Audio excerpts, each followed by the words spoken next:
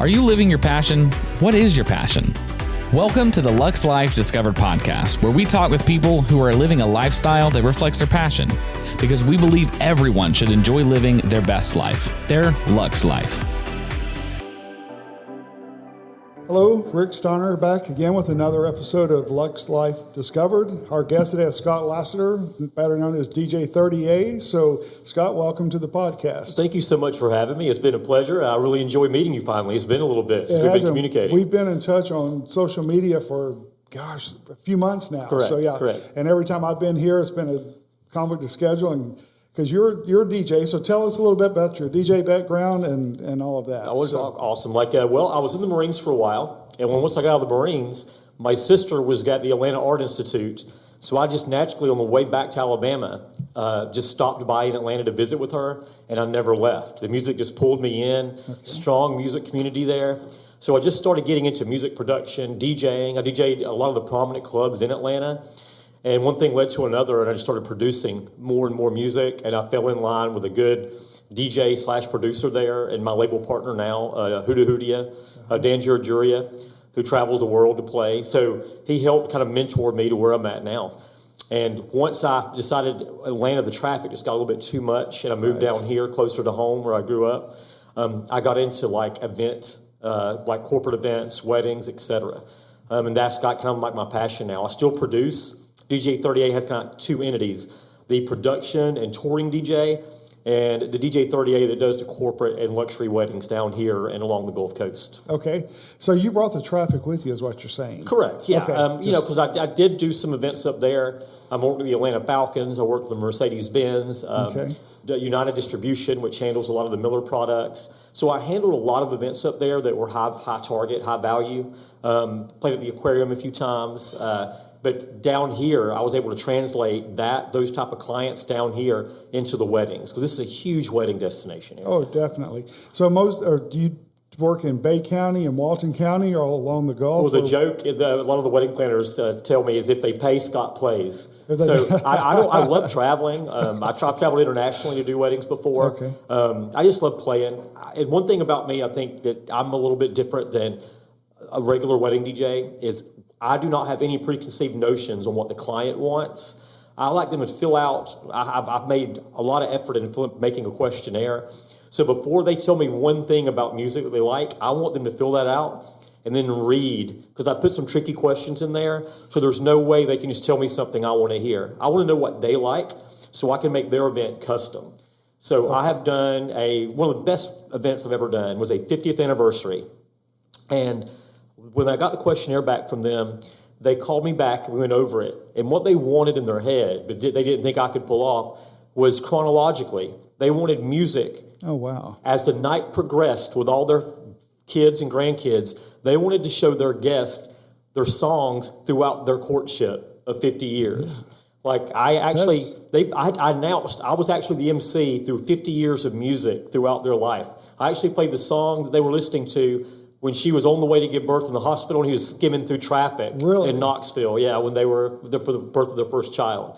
So that was one of the more unique custom events that I like to reach out to. Every event, if it's a challenge, it gets me like really honed in on the event to make an impression and to perform for the client. So that's what sets me apart, I think, from the other competition around. This episode of Luxe Life Discovered is brought to you in part by Steiner Event Group.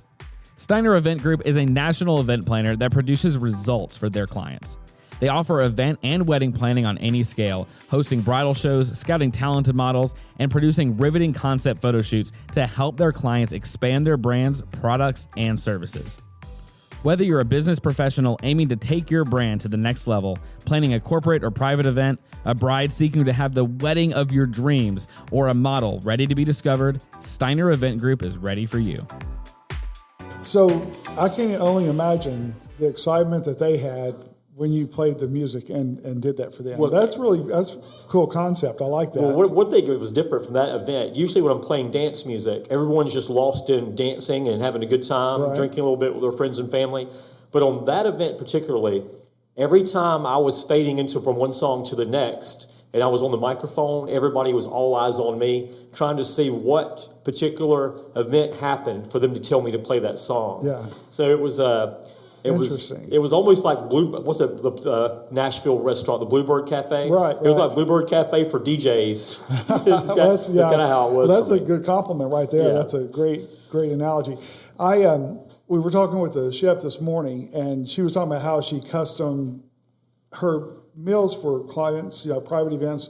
She customizes a meal based on what they want, and she did something similar where he had an old Greek mythology story, and she did the whole meal and all the props and everything, and it was just neat to hear her say that. So to hear you say that, and of course, as an event planner, I know how important it is to make the event or the wedding to reflect the lifestyle or the personality and style of the bride or client, and that's key. Yeah, I think when you're getting into like luxury events, or if you want to have a name for yourself, even if you haven't made it to the luxury event level yet, when you do an event, you have the opportunity, instead of painting with a broad stroke of a paintbrush, Right. you can really fine tune, because everybody has musical taste. You just might have to bring it out. They might be a little timid.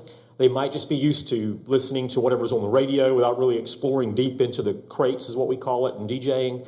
So it's just your job is to bring it out and ask the right questions. And before you even get to the day of the event, know exactly what you can get away with them, Right. and kind of like expose them to make them have a wonderful night. And it's all about listening and having the creative questionnaires that Correct, tell you correct. more than they realize they're telling you. My worst events, and I don't think the client would even know, but I feel like I didn't do my best, is when I'm dealing with a client that is indifferent on giving me information. Yes, yes. Because I call them the passive-aggressive clients. They're the ones that might leave you that review, but will not fill out your questionnaire. Right. Oh, yeah. So that's why I'm very blunt with my client, and sometimes not every client should be my client. And the biggest thing that I can have is having that power to know if I can put my stamp on your event. If you're not going to give me the ingredients to cook a meal for you, I don't want to cook the meal for you. Exactly.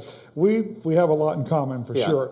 But the hardest client to work with is one that tells you, you just do what you want. Yeah. Well, it's not my event. Yeah. And then, like you said, they're the ones that get upset the most because you didn't do what they want, but they didn't tell you what they wanted. I think I figured out at this stage what triggers me to have a bad event, and no one's immune to that. And not having a bad event, I just want to clarify this, having a bad event is not where anybody else would know but maybe you. Yourself, yeah. But I know when I'm leaving opportunity on the table where I could have made a little bit better for the client. Right. Did I ask the right question?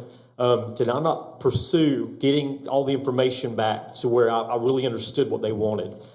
Right. So, And we're harder on ourselves than anybody else either. oh yeah, So I do, and I learned this from a Tony Robbins seminar. I'm one of the guys actually paid to go to one of those. And it was actually worth it. It was actually worth it. And good. one thing he said was like doing self-evaluation and having that, just when you have an event on your calendar, it's a not miss event. But also, well, in the Marines, we called it a 5-paragraph order. We call it the consolidation phase after any mission. Is you sit back and you evaluate your inventory, how you did, and be really honest about what you can add. Is there something I need to add to the questionnaire? Is there something I need to take off that confused some people? So having some reflection on what you did and being brutally honest. And sometimes you're giving yourself a pat on the back. Sometimes maybe not so much. Right. Sometimes you might need to go back and reevaluate. And that's asking the hard questions that you have to ask if you want to be at this level. Well, and that's part of being at that level. You learn and you know what to ask, and also know to critique yourself and be honest in that critique, because we can always have that inflated ego sometime, but it's better to be straightforward and level-headed. Yeah, and that's one thing about doing like corporate events and luxury weddings and whatnot. Is it's not about anything. I know 1,000 ways to mix a song and to play stuff that I want to hear. But to be very honest, the only time I play stuff that I want to hear is when I'm booked to play stuff that I've actually written and produced, because they're booking me to go do a DJ performance from my actual original Right. productions. But when I'm doing something for a client, it is not about me. I'm just the medium, just putting the music out there and giving you the aesthetics you want for the event. Right. So, it has to be pretty much a no ego type situation when you're working with a client. Exactly, and you touched on something. So tell me about the other part of your business where you do the producing and writing, because we had communicated one time, and you were going to Vegas to do a huge event for I do, right before quarantine, we were doing a Russian tour, Spain tour. We were going around the Black Sea area. We were hitting some places in Spain. The label I'm signed to is one of the largest breakbeat and trap labels in America, and you would say even the world for that genre. It's a subgenre of dance music, and it was actually made and born in Miami, Florida, a Miami-based music. Right. And it's simply like a live drummer, a kick and snare, but it's got a little hip-hop added to it. But I'm probably the third most downloaded artist of all time in that label, in that particular genre. Wow. And so we played an event in Las Vegas for a company called Fractured down on Fremont Street, which was amazing. Yeah. Vegas is one of my favorite towns just because of the history of the Vegas. I played Orlando for the Breaks and Trap Festival, about 1,400 people, 3-day event. That was amazing. But my production, I've worked with Grammy-nominated artist Crystal Method. I have NDAs signed with some country artists I've written for, actually lyrics for. So I'm pretty broad with who I work with. Because I was born in Lower Alabama, my little lingo and country sayings has kind of helped me with writing aspect of it. Right. But I work with DJ Silver, who's Jason Aldean's touring DJ. Okay. And we've written songs and have credits with country artist Low Cash, Jimmy Allen, Odell, who actually came in second in The Voice. So we have experience doing country music, country dance music, and then traditional EDM. Interesting. That's a lot that's all out of my area of expertise for sure. So it's fun to hear somebody, and that's the podcast, Luxe Life Discovered. That's you're a good example of that as well. Everybody we've had on today is like the perfect example because you're doing what you want to do, you're living your passion, and that's your Luxe Life. Yeah, it's funny you mentioned that. And I'm not saying this to be cheesy, but I do not even view myself as work. Like coming here was not work. Going to do my wedding, I have a wedding Saturday and Sunday. It's not work to me, because to me it's like a challenge. Because I'm very thorough on the front end, so when I get there, it's about execution, and I'm responsible for all the entertainment. So if they're not entertained, it's almost like a chess game. So I want to load the deck so I can go out and perform my best ability. And at the end of the day, I want the bride and groom to high five me, and I want the wedding planner to give me a hug and book me again. Those are all things that I'm shooting for. So to me, it's like a game. It's not work because I'm challenging myself. Right. How many weddings do you do a year? My company, around 100. Me personally, close between 50 and 80. Okay. What we're experiencing this year, to totally get off subject, was I'm experiencing a lot of COVID reschedules. Right. So I'm doing weddings sometimes on Mondays, Tuesdays, Thursdays, brunch weddings. So I've done two days this year where I've had a brunch wedding at Watercolor over near where I live, and then go right across the street in Watercolor to Lake House and do an evening wedding for a totally different client.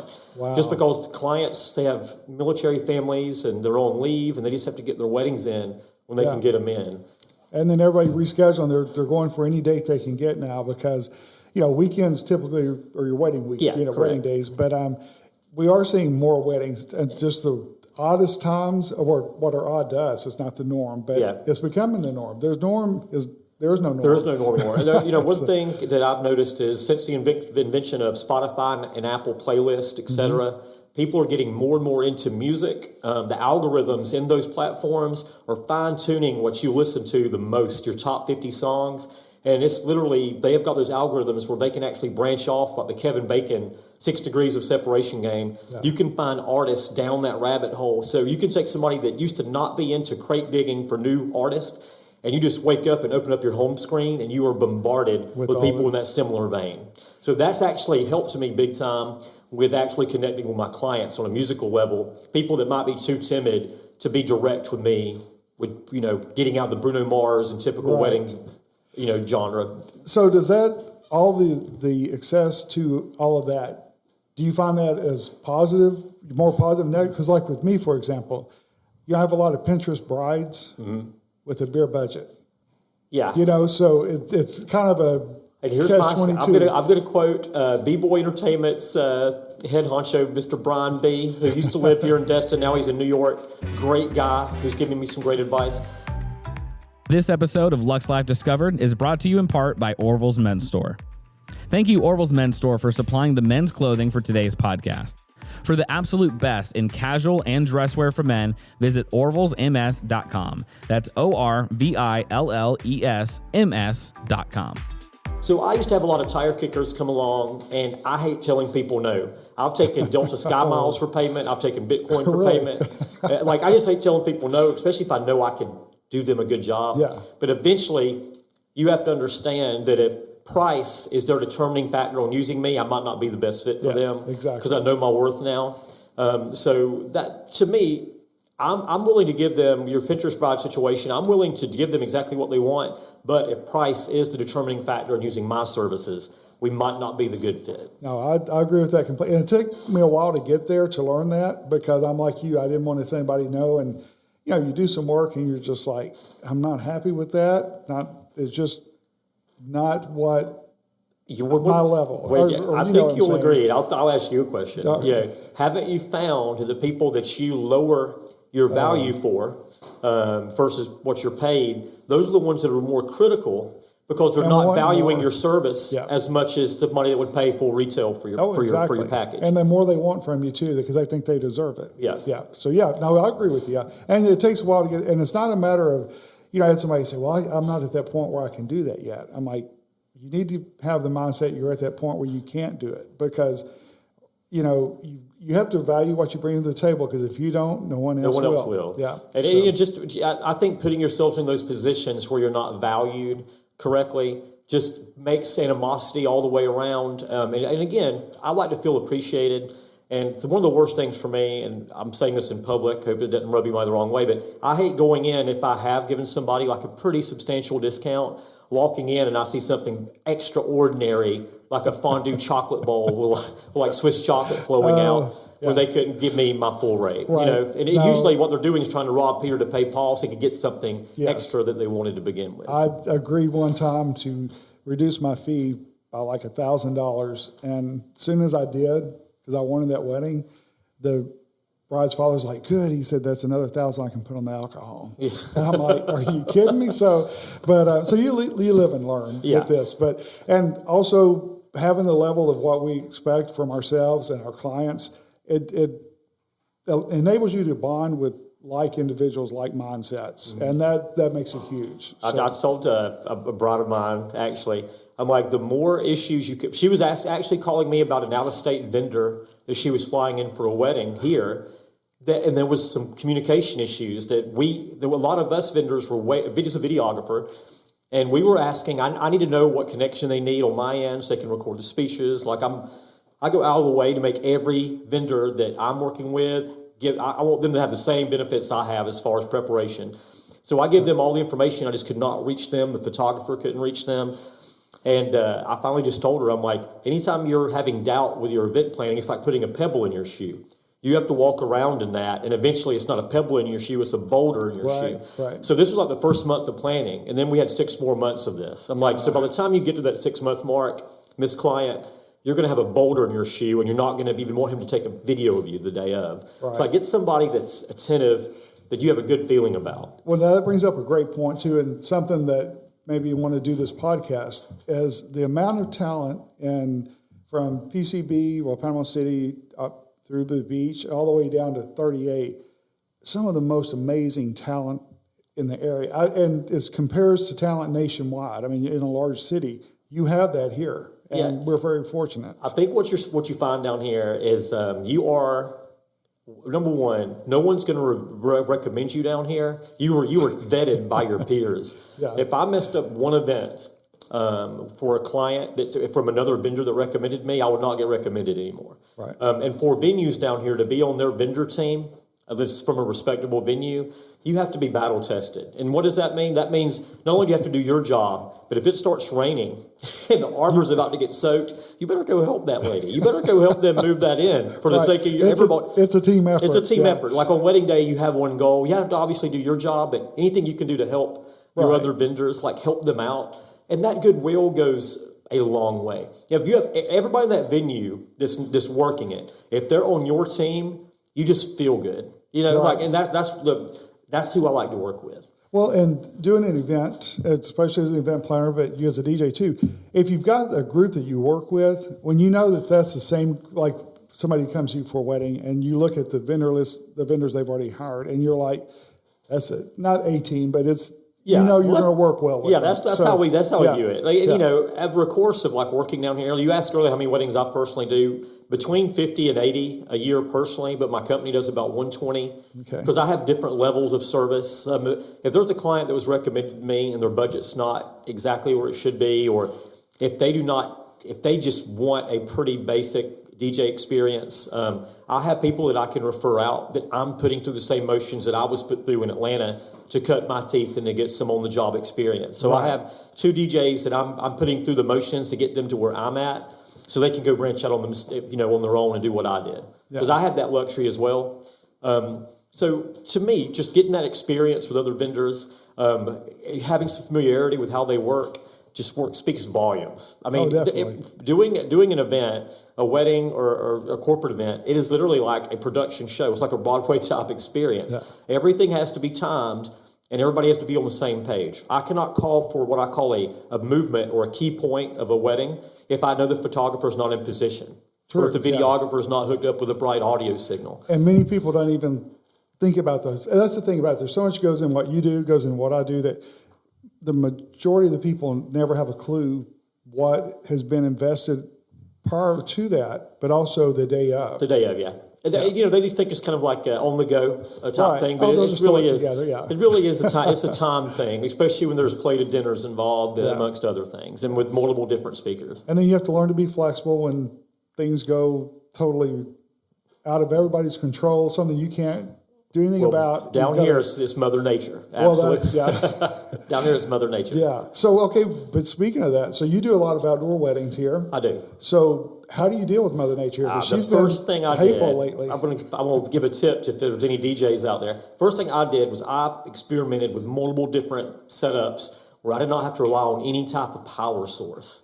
But I could still do the type of audio output and input that I would need. For example, I can still work with a live musician if they booked a violinist or a singer, or if I had to hook up multiple mics for a reader, but not on top of the officiant. So I wanted to make sure if I did a beach wedding, or if I did a park wedding, or a boat wedding, which I've done, I wanted to make sure that I did not have to rely on any type of generator.